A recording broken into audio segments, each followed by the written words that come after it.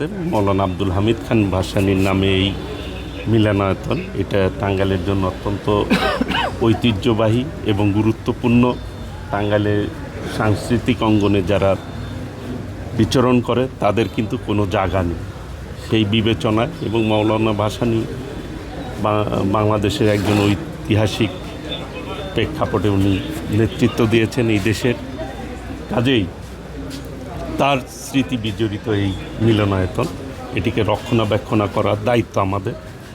যেহেতু এটি শহীদ রাষ্ট্রপতি জিয়াউর রহমান এটি করেছিলেন, উদ্বোধন করেছিলেন, সেই জন্যই আমরা চাই যে টাঙ্গাইলকে একসময় সাংস্কৃতিক নগরী বলা হতো, সেই নগরীতে এইভাবে পড়ে থাকবে একটি মিলনায়তন, সেটি হতে পারে না। এটি ইতিমধ্যেই আমরা উদ্যোগ নিয়েছি। সেই উদ্যোগ নেওয়ার কারণেই ঢাকা থেকে সবচাইতে চিফ ইঞ্জিনিয়ার সাহেবের নেতৃত্বে একটি টিম এসছে, তারা দেখছেন।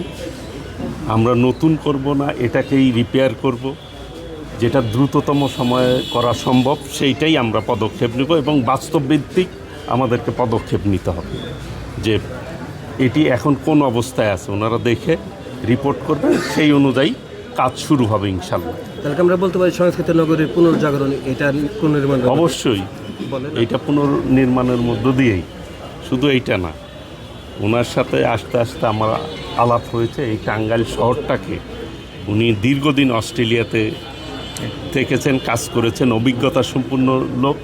উনি এই শহরটাকে কিভাবে আমরা আরও সুন্দর করতে পারি, যেটি আমি নির্বাচনের সময় বলেছি যে একটি মডেল টাঙ্গাইল গড়ে তুলব, সেই লক্ষ্যেই মূলত কাজ করা, পদক্ষেপ নেওয়া। ইনশাল্লাহ সেই দিকেই আমরা কাজ করে যাচ্ছি। আপনাদের সকলের সহযোগিতা আমি কামনা করছি। ইনশাল্লাহ এই টাঙ্গাইলকে একটি আধুনিক এবং মডেল টাঙ্গাইল গড়ে তুলতে সক্ষম হব ইনশাল্লাহ। বছরের মধ্যে কি এটা রিপেয়ারিং করে মানে বাস্তব যাওয়া সম্ভব কিনা? অবশ্যই এক বছর কি আশা করি। আমার গতকাল মাননীয় প্রধানমন্ত্রী দেশনায়ক তারেক রহমানের নেতৃত্বে মাননীয় অর্থমন্ত্রী বাজেট ঘোষণা করেছেন, অত্যন্ত বাস্তবভিত্তিক এবং দেশের মানুষের মঙ্গলের জন্য যেই পদক্ষেপ নিয়েছেন। ম্যাক্সিমাম নিত্য প্রয়োজনীয় জিনিসের দাম কিন্তু এই বাজেটে কমানো হয়েছে।